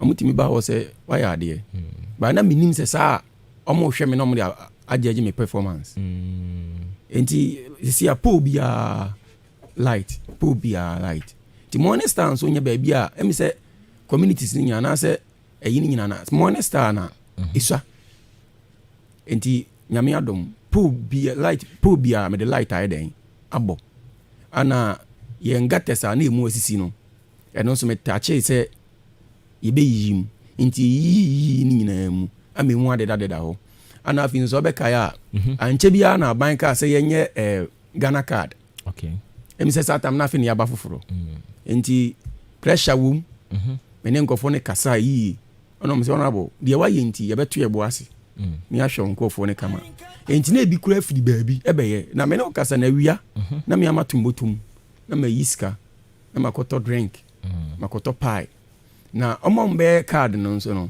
edu awia na se awia ni gina mu sa mato nsu supply obi a eye hwan esanse na adwuma na me yenti na ye nyame den obi a no mse oh ye da se wo baaye 2 Afin so do baby ne be ID card ya de to abai eno so mia me de me hu si wonom edu baby na awia ne gina mu saa na yese me penioma aduane ni nsuo mo na omutimi ede etwetwa mo ho na ade ba ko a meka eye denso enye de ne se edu baby na covid na be gina mu na ban no ede mmere bi baaye se agedifo ensensem agedidi skasem ekofom enti odi bibia ba odi beboa edidifo no NBSSI no very good enti mete ye no manda so ana me komuni asane ma ba ko na me ka chense chale de bani o yemfi ye hunjim menya sure se obi asane ma bia ne timi ye saade no ebi nso ana ye nyina obi ebi atimi ye bi ye bo me nanso information se de bani o me wie ye me saade me hu esi ho wurewure fiefie bia mu me ka kire matan no ebi mo teye omkoye ne ntem obi a okoye ye bia obi anya bi sika no obi anya bi ebi o facilitate ma omu nyina nya sika ne bi very good and even kura no later part omo amantimi amfama so anto from de mekan ye no later na yesan bie mu no me san ko fa nkofo ne bai se omo mle fi no mbe ye ma omo e o mi fi enti very good enti e o madwuma mu enti obeba ne ya salai anadwo be 1 ni ye register enti nipa ebi last 2 weeks me one man sister bi ba go say na ne de no wa register na adwuma enti me one wa ba say nyame adom ama frɛ na send the text message say ombra Accra ana say ablem bank bi wo honko ahene ye de ma na 5000 how much no 9 no bi nwana mbo mama ne ye enye say bi a me boni din bi obetimi akwa say mini aboa me anka me boni din 5000 mini aba akon so me ba me kra ne say me ba ha enti ofrɛ me o say mini amia 2005 me din so nya 2005 de nti na ma ne ba sa me kai say ya soma me say me nsom me nkofo ewo empatemu ho enti bibia bebia say me bɔ momani omo so omo yinyame aye omo damase kire say de wo soma me say me mesomo no omo de aseda ye den aba enti me gusu a me bɔ me mo den ana mawie kura na me wie no me say nansi ayale ba itimi wurewuram na yakonya sanitizer ni yakonya Nox Max mi an kasampu mi di misika epempam be 600 echiche ya ansana abandi biba me no ka se yasan lobe yewo bebele wo hono ma ebia na so ochina yebe distribute ni nyina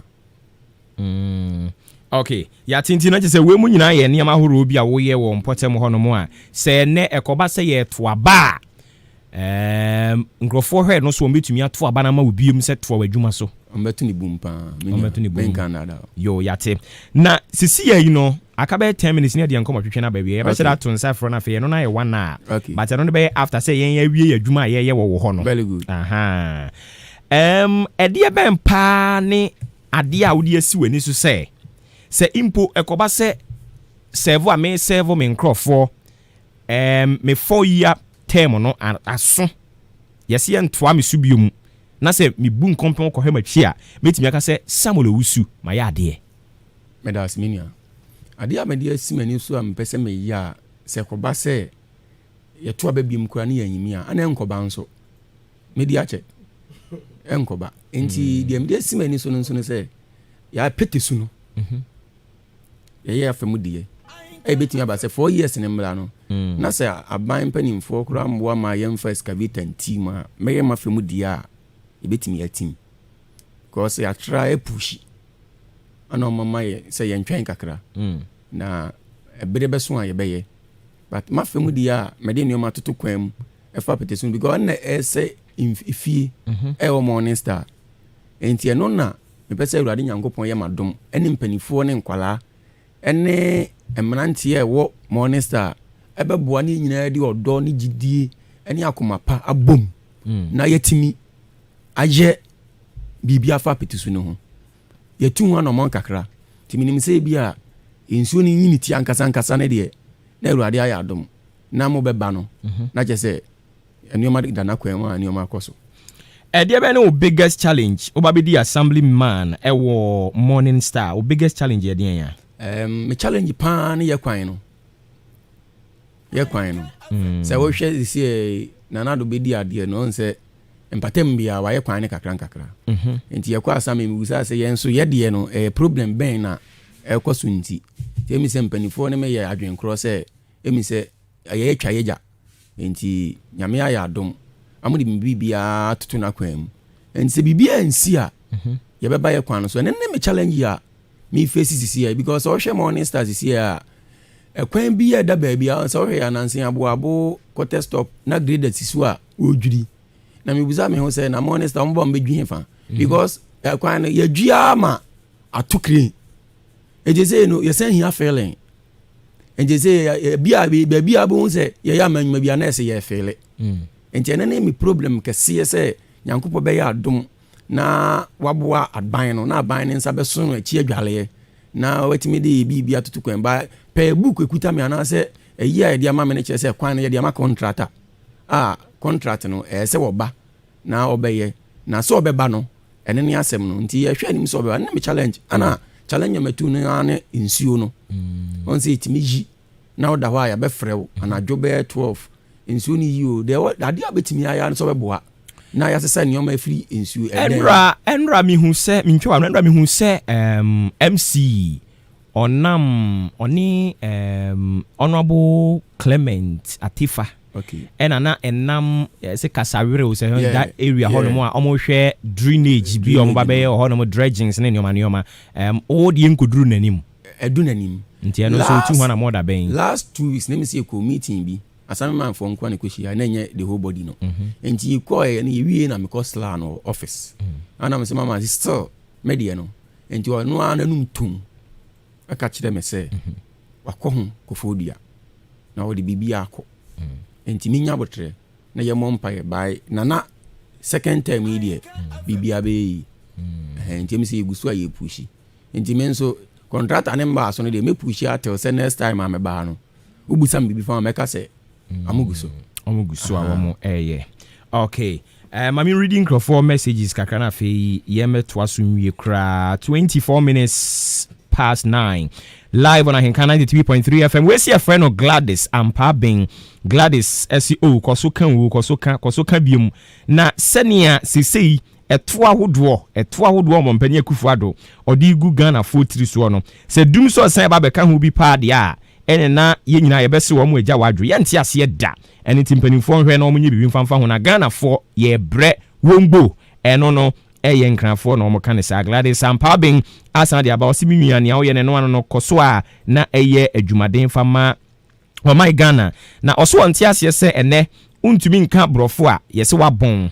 na mum o katwi na wano fom de a yesi eno de untwa umumusuo bia eno na Gladys Ampa Bing chese odwene ho a ontumi entia se wadi free achem asene bungalow na wode eba ya wosenchi ankoma ne maame akua asantewa awo asene Islamic school yada say Gladys Ampa Bing say wa pass you through with your comment Starboy enso so wo live Eddie free achem aboabo oboba nyankopon koso anu nhira oni adwuma pa wo ye de boa ma my Ghana ko nanim ene afei achem odan abato mpasua so yada say yenyawo enchia nkoma akua patience oni akua kunadu ochia mopa Gladys asan de aba wa ha no biem na oche say papa na ne kasa no kra na no aka na brabo de no ane ne wa wabo Gladys yada say akua asante wa ba Gladys yada say ena Dr. Down Blue and so the about say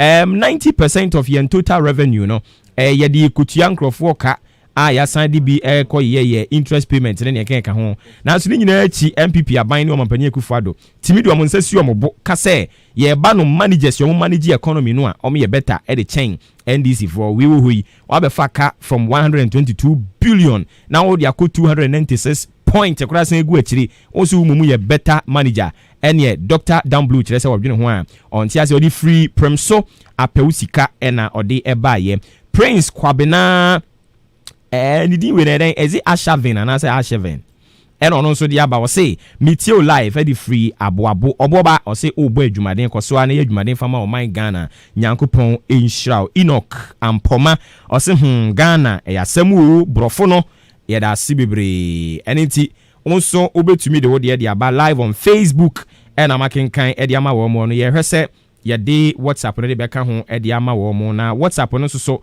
is it the same person? No. Or say I can FM mamache monko so na munya dwumaden ye frɛ me Rich Love me de free achem adubia senchi an confirm efia dumas nyankopon inhira ne pa ene adwuma an kan FM mo ye mechia DJ Ziggy B so okay wajo so ye da see be Rich Love for passing through with this one and the final one will be Dr. Babazambu Master Planner Junior Kintampo ena ono so edi free buy ye o kire say 2021 budget statement you know page 24 no kasafa for tax reliefs ho eno so yenka ho asem yate okay yeah that's it so with this message you know de aba so we any some of the messages here mode buy ye odie nya medru ya 0594841044 0594841044 honorable mami samra wo hono na fe yentie wonsem twatfo a wo beka e de akire o manfo asembe na wo no manfo eka me das minia emi se ensema twatfo a meka ne se adwuma da yanim no eso e wo morning star enti obia mfa na ho oden ene nim de ana ni sika ene ne bere emwa na bibia nkoso na yansu yebe ya femu die bia yebetimi ede aboa na morning star afa ne ntoma paifra penifo bebirebe ye bi omuni hono na yansu yetimi aye bi ato aso na ahye nyankopon ani onyam na emise makani sei no na me san se kwan bedema na se yewie kura na matimi achi adofo bi ombo machidom chia asa adofo no kwan dem pa that's minia emise me no ka say anka menye nipa metaitie local radio in my life, but I can't FM radio stations nearby. Omo baby mu na mo say yes the enkofo ye won kran no ani kumase no eno e bia ani na nyame nhira mo na me nchia mo nso mo nkane eni pani a wonya nisuade hunu a ode ye femu ba ye fe na odi ahenkan a wo konkran wo gini din no da nso wo san gini din enye ono a anka ye hu sa de we enti sei no me ne wo ka sei nso mabie mu a omo boa me a me bedi asamre man no omo ebi tie me omo ye se omo betie e wo madwuma mu omo tie Jomes me ne wo ka sei eni a chese wo hu se ba bia tochema wo afre chale yenko se ne be ye nipa nya ye ho asem nka na me ne wo ka sei oba e kura mpo no na obi ho mfa no oba busa me anopa se matimi akọ hospital akọhwe no timi fi hospital ana medim nika maba hai na minchia me na nso ono aba mi bibia mi se me be pra samre man no o ye nwuma nkasa ma me ha e na ye ball the whole FM station or dan say next another year no and another term no obesa ma me nwum foforo mesan dia bentia no kwa mesan dia bia blemo ma mi CT me Master C Morning Star one an apprentice for be 20 maybe amusi ombeti omuti enoko ben black one suti ma minja obi amfim mincha MC ona mo veteran do paper o kire ma dey school emi so o kire zigin so ade enti ne baba akụ na ti wachi no o kire na dey school men so o kire ma dey enti me kwa asam won dey na say wo se ne bankasa enti me kwa na ni ma memre enti me kwa na ni nzi o weka se nkasa o kwan ni nti no aba enti me chia ono nso ana ofili akumsen omo nyina atumefo ina mse ma amodoso ya da se ya do mo nyina se ye da mo nyina se ene ya da so se yeto nsa fra na make sense so aka nipa ba ko mo tete me eda edu jima or traffic on say obi tonton speakers ni ade wo nkorabrim no mo peke me me wife nso tie me maami owo me omo nyina etie abusuafo ni nyina etie but o se Pentecost eda wo me esi eda sa o ma me time nyina no me di preach. Okay. And you mama time me we CAC elder. Okay. But maybe me preside angasa but adwuma no. Oh ye o man no. Na o ye we nso. Once Jeremiah tesa face oni bubu no ye den. Jeremiah me buza. O si Jeremiah ye den. O tesa face oni bubu no. O de nyom tuo ne yi ne. O ji kaji permission wa himfie. Asebe na weekend ya. Why you me kra. Me yenwuro me fe o. Why you me kra. O tesa face oni bubu no. The crone say no.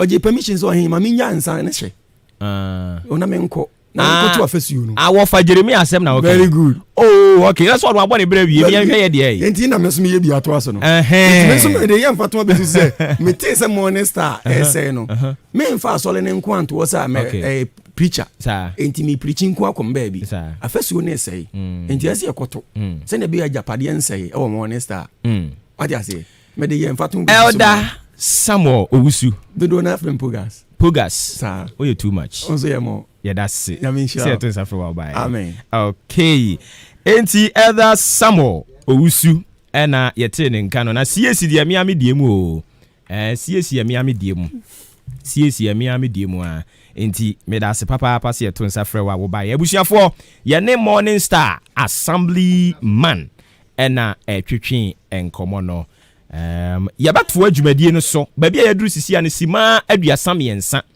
na abo apa anopa nonkron ho yabato panyum nice one bituma me wo ho na afi mi ntwa me ho mra me ba na yemra me picking crofo course kakra emfanto adwumadie no eso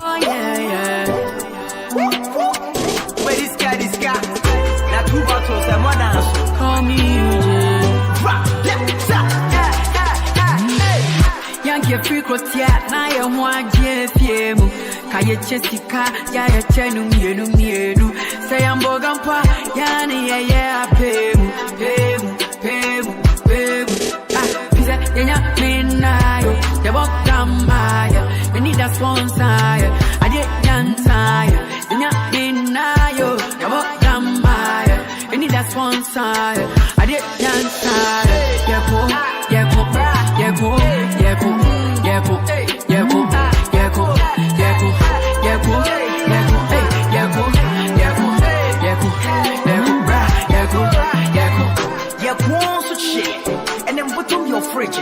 Hey, my you, Fred Chelsea, you push him some for bridge. Drill it, Empty pocket, send away shit. Okay, so we're giving you the time. Now so suburum. And I offer now ba. Ukromu language obeka kakra. Oya igbeni obeka igbe kakra. Oya mfantini obeka mfantini so kakra. Language bia a woye obeka kakra. Afa owia no aka kire aduane a yedi ne tete sese ye gya di atwam eya wo ya. Na wo ka kire ye wia na fei wa kire yen se ne ye no. What you say? It is set me manage empotompoto ho yi. Empotompoto no be becho se de ye no. Empotompoto no ubetimi de bayira ye, ubetimi de mankani aye. Eno an say woyɛ wo nkwan me de nkwan de na ye me de. Woyɛ wo abenkwan bi ana se nkatenkwan whatever nkwan bia no. Na wanoa watwitwitwa odi kan twitwitwa mankani no a na odi agum na ne wonam bia mpacho ne minimu a no okika bu mu a waye aduane Gladys ampa be ya no be bia ma di wari ase ma me ma okwan 0201944485 0554820910 borum na yenko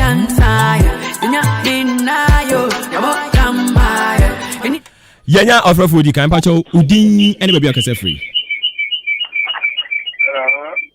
Yes, but lower way ni mami why na eja. Lower no. I'm a say maso. If me drive God best. You God best me pacho yinti o. So the eja eni kenke kum kasa kakra. Ai. Me enzmeni. Okay, eni yankwai. Kaka mo yemu mo begala. Aka me mkuneke be babo ye dai mo buzme bala.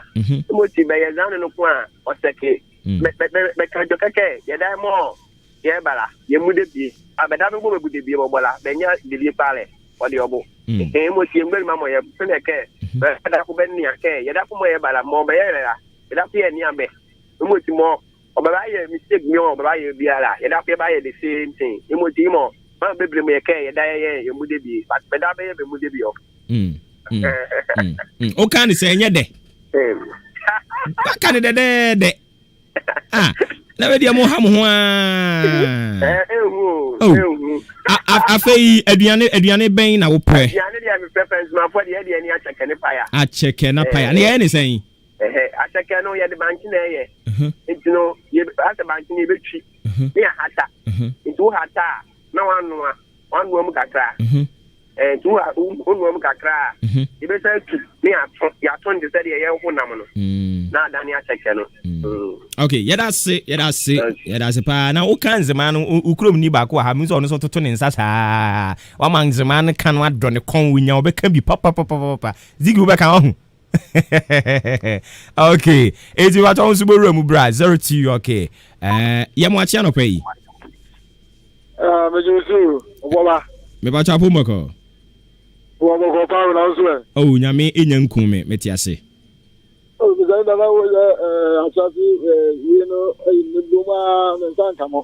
Mr. Prince. Oh, I didn't know how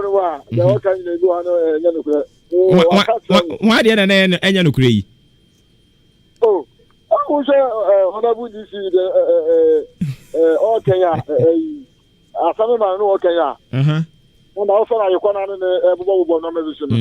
Now, why you now after me, the name for the crowd. I would have friend, and think that you, Mr. Prince. And come out, the Mantela, and then Charming. You see, now, you're a prince. Oh, yeah, Danny. Many grassroots communicator. There be, and you're not American. When he found out free. Oh, Mr. Chances, and we are chimney. Oh, okay. And yes, somebody Momo Casa na Wokano. Casayana, Vika. Okay. And you may mention Diania, Ope, a chum. Oh, I don't know, Papa, Bruby. Yan is saying. Also, Utua.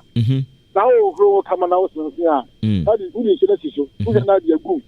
The two the good who first by 2 minutes here. I've been come out 2 more whenever you can walk through the years. Who get on the pan and then a dinner. Bibia then. Kai bibia ho. Nka obua. Sadi na mi boy di obi o timi ka bia ni sadi na America no. Yes, first anga ba. You don't see. Elja pa no anu a. Enya senketwa. Mr. Prince mo obi nsumre bi why? That's papa. Na me pese bibisa driver ni no so de den kra me referee ni din o ni odi kan free nzemani no. Wa wo kan nzemani wie no sen na ho ye wo. Pese de ho atɔ. Udi ni baby akase free me de share.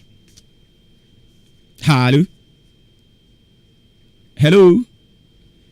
Oh, on Timinka, Paton Suburum 0201944485 and at 0554820910. O can ukrum kase we abun say you feel released. O ho atɔ. We ba choma channel pay. Yeah. Udi ni baby akase free.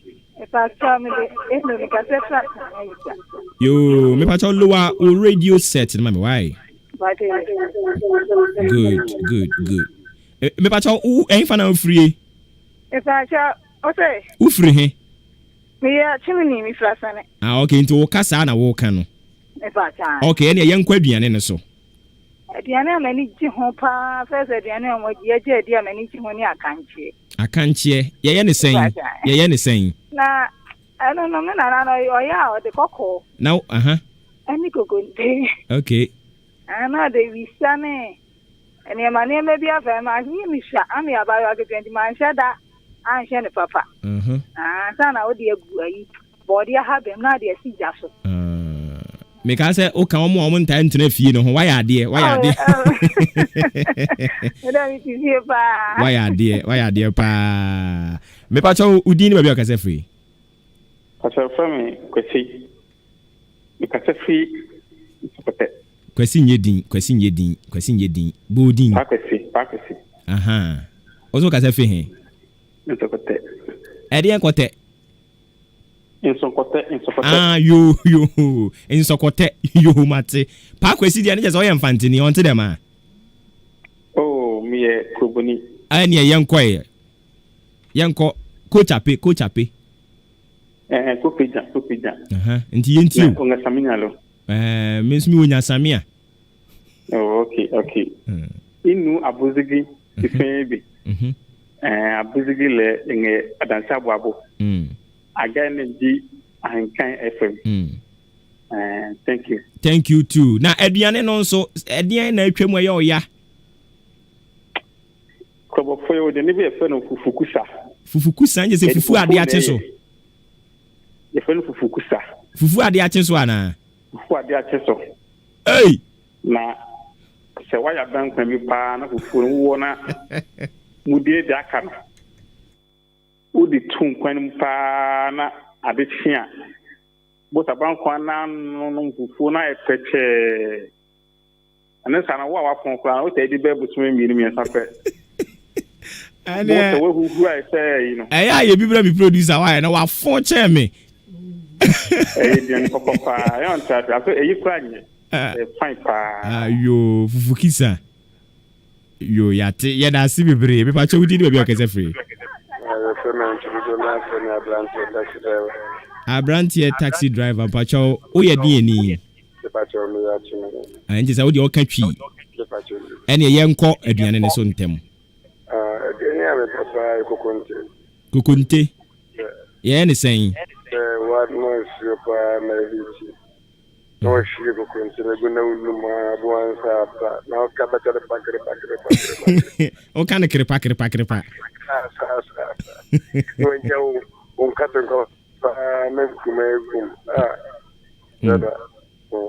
It's been anti-camera. Who I said it. What's enough from Baba name, sir? We are too much. Yes, sir. I just saw catch it. Yeah, Tim said, method so that your toilet you for Honoma, Saturday for Matu. Why? Because they say MPB or buy no this, you know, than if you man or mine, no mine, and so no man so send you.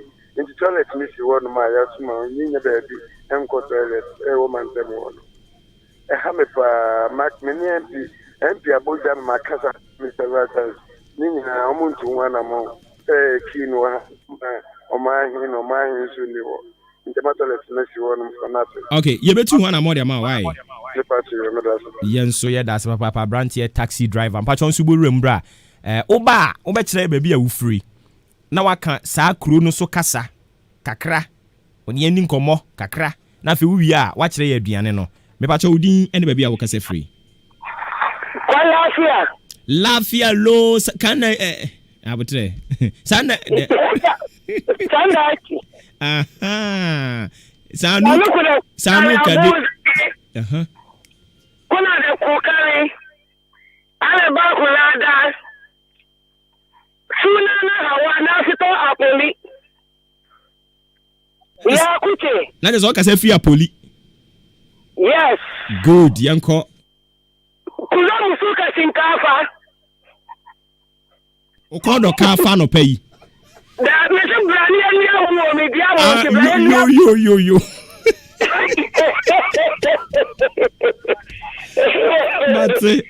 Mate. Abe ye tie diane no. Mi e papa le so e diane na mi je ho pa ya preference. Ye ne sen. A preference ba tie bro. No akoyam sekine. No ya ban kwai. Wodi bibia gunu fine. Momoni won anama tabia na de gun. Ankwai le bia no atabia si ho. No can it say the oka tele ni. Ni ya jai. We too much. Ewurade. Na amusi e kire na se ta wonu guso. Enya guro. Enya senketu. Na eni wa mo ya ya se abaifo dia ni ti o meja to. Wa mana do me kon. Shedaye bi na to nsa frɛ me. Why? Mati. Na ya bi abozegi de o ye dewa. Yeda si bebre. Me pa cho wudi be bia so kasa free. Me pa cho phone ya odi akasa den why? Okay, ni wura meje nti eya no mama ne so. Patwa. Yo. Ozo kasa free. Achima Brahman. Inje so ya chimni. Menya chimni ba harum na mete. Ndi o ye den ni. Me ye pepe ni. Ene ye nkwai. Me free no. Ana mi ka mi ko kasa. Na ye se dia me be bo wo ma. Ka ukrom kasa ye nkwai ni. Ado mo poya. To jibe mane. Engemba. Leto no poya. Manyengembe. Manjama bogizigi ya ko pe. Odi aje. Benti ase kura mati abozege. Meze mechi abozege fo nyina. Ari meze mati abozege nti abozege ne nko ameti ye ne mati kasa no. Mate. Edi aduane ne yeti o. Ya aduane ankasa ye kokonta ye di aburu afra. Eno no o kan o di aburu afra sa na so kwa yamo a. Na waka. Eti o kan wi a na nkwan a o de bedi Ademe nkwan. Ademe ye friend na yoyo. O de ayo sa na o de dawadawa. Dawadawa de ayo na onya sa ya say o momoni bia ye friend teacher Kofi. Teacher Kofi na o de agu e chese enamu nim kura obedi la. Enamu nim kura obedi. Ya aduane a ene aduane a pepa. Enti adenti na waje adi. Menya yo. Okay, wo da so di. Me di pa. Ene yire hu di. Ya da se papa cho enti me anyina so de be che yen. Na ne ofre yen test line no, opasi yenye ne den. Udi ni ba bi akase free. Hello. Yes sir. Good morning. Me pa cho majo so. Ya friend Udi ahenkan kwa me eboa. Ya friend Udi ahenkan kwa me eboa. Edi adodo na friend HPM. Edi adodo na ndi mu no ye den. HPM.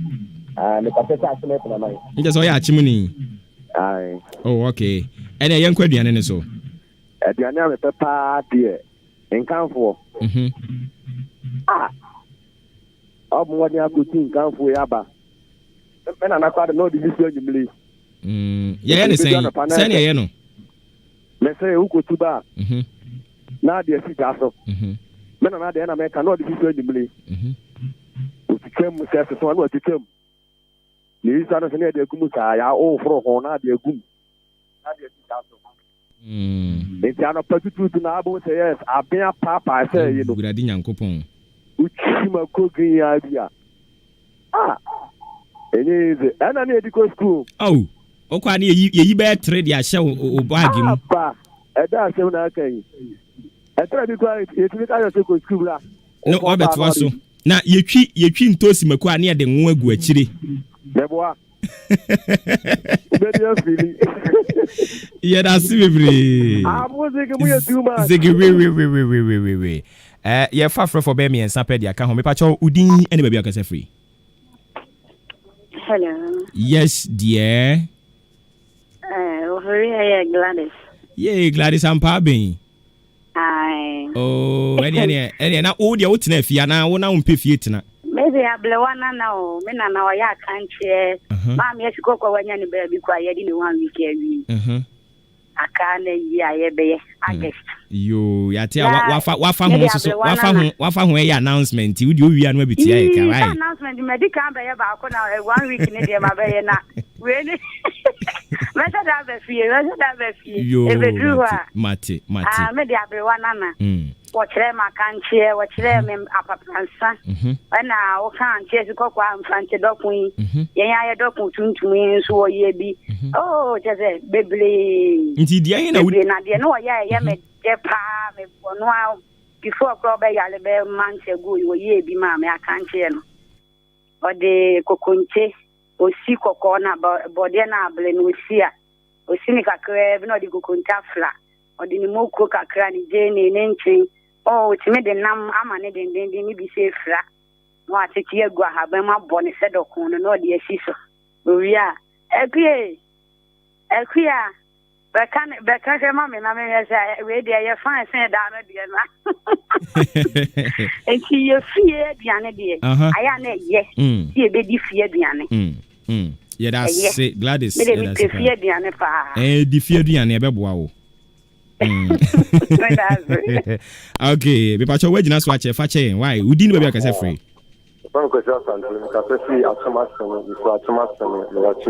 ene ye nkwa duane ne so boba aduane a na me pepa ye di pa so no akapintin wodo na ye wuma be no be ku mu nyina wi na de bru na gun na gbasi ebulu mo intimancy we are do siga so I said obeno mo no awu wa mane ahyem na wa no oboba udi a etese mo pepepepepe ene je di make kura obi okura wo bi da wo bi na de pa akapunchi yeda say final call abi pacho odi ni baabi akase free. Hello. Yes sir, odi ni baabi akase free. Me din na de Kofi Boateng do na ta afre Mr. B me ka se free akim so edro. Nje so ya achimuni. Ana wo kana. Ene ye nkwa aduane ne so. Me de me ready na me ne je ho pa aye banku. Ani mako. Che nam anchena kranka ho pa metumi ade ni sa. Oh, why are there? Now so di banku ne kan de. Banku no. Ai. Sasa na me ba me ma me ntina me nim kana sisi a me ni de. I say yes free me so kakra. Ayo. We ba so unim bibi. I just say ka kire me o. Okay. Me de dwumade bi to manim. Eye Aki Junction, Y Junction. Dwuma na me de to manim no. Anano monsam chiro ne wo akim so aduru dodo na anim se frɛ ne fiku. Odi hu dwuma. Emma me. And after the total me, official town. Post be an AC Hornum and so on. And what the hood you mamma me. Yamin Shramo, and what you must want. Yamin Shraw super. That's saying, Yakaya star, toilet now, a blank can one seminar. At the Macoma post papa. And on the toilet, I want my time Hanum say, Uko Hornum out to me, Dali or Hornum. MP bi a oba ya na friend eja ya o no be yes toilet ne de ma yen and o wie no handle over e de ma ye be di hu djuma why ye be di hu djuma de ma why mo mama de na mo ni hu djuma ma be what afani first be dia ton fo bo ho pam no e ho hia no e ho no mo hu hia no ye da se mo ni hu djuma ma me okay mo yo si ade yo ya mi nhira mo piao oh hello okay ene na ye de bisi ya nyakopon ya adom a efiada ekro nje se efiada bia no ye de dwumadie bia to din se abrempon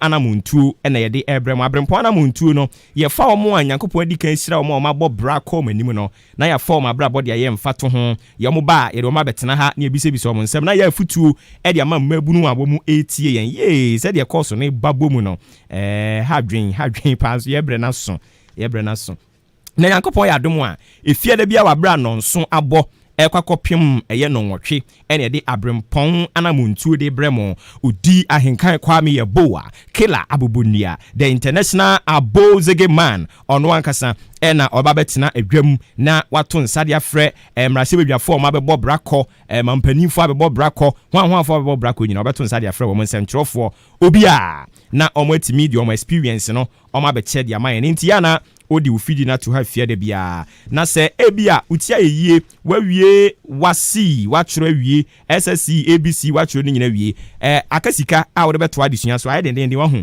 eni nti se ebia peso kosua marketing management project management managing travel and tour, managing health and safety, human resource and management, oil and gas, banking and finance, accounting and finance, business management and administration, business studies, journalism and media studies, maritime management, hospitality management, retail management, and non-academic programs, political science, microeconomic and policy analysis, home economics, mass communication, occupational health and safety, public relations, project management, business law, finally, security and risk management. Nina, and our person who be for free ya. For one time about Isen Ghana diano. Befa forms 50 Ghana cedis. Our Henkan FM front desk. Your numbers in the 0540671681 and 0202-783-172. And the number of a friend penny informer so Chaos and Limited and say Seka Dabraka of Iran Clinic and Ubutu Kaneshi Flamingo Road. Ubehunu wamo honomo. We mo asemo de enye se wo be kan atwi mutententin obi anim se wo penkunya papa ne ade enuaye ne ayede ene nade ni bi diaye se wo de wo su mu odu oso wa se den a ni nyina eye K Asenso Limited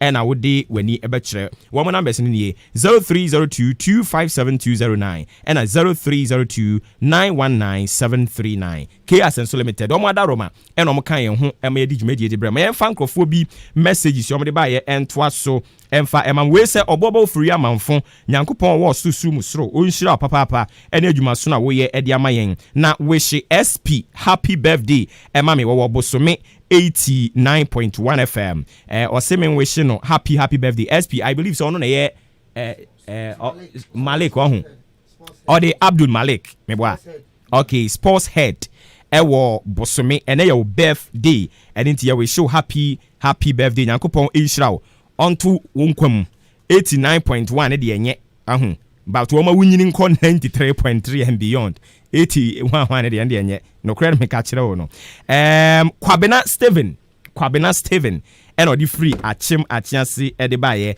sanso so na happy birthday sronkokra from yen champion Ziggy international Ziggy I say happy birthday and confirm Celestine o ye nurse e wo Jubilee Hospital eye clinic honomo ya we show happy birthday nyakopon ma wonsusu nyini nko anim pa we free cost home mo era mo ko ge ne ho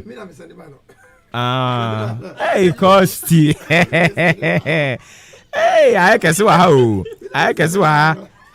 ha hey ayire ma hu sa DJ Nelson so asend bibi okay DJ Nelson asend bibi but as ya for many so na onyini so no so e ga kuro ya no so we shini okay on the aduane na de baaye or the board there enti dia mutifia amudie no he oh we nya mukonkwan o we body pa ni nti we wasandi we ya memete he ya adwuma yi asembe nkure ni where's your friend me did anyway Menana okay Menana say I say I'm at Chim Speak Street Menana bro for actually be abreme na me so mahunu bi fufuo ni abenkwan eye ne me pepa Menana me da say we dey no dey e baaye na finally we say ofori adwuma na wo ye na adwuma sono na ye frɛ me den na yin so say den na yin swado dema o say o di fribu adua odi no mabubu ni kum fa cha me wate o wa hanka wo kirekire mu kire me we say friend Kwadwo Samini na enchia enkoma abenasefo nyina mo princess o wa ha na muntie or they register their bankrupt for watch ya womunity omudin 1 Nana US Young God Starboy Wakiki Go Back One Boy ena Kwadwo Samini so watch ya wo mo yate yada mu nyina masem amode mo messages de baaye no yes sorry so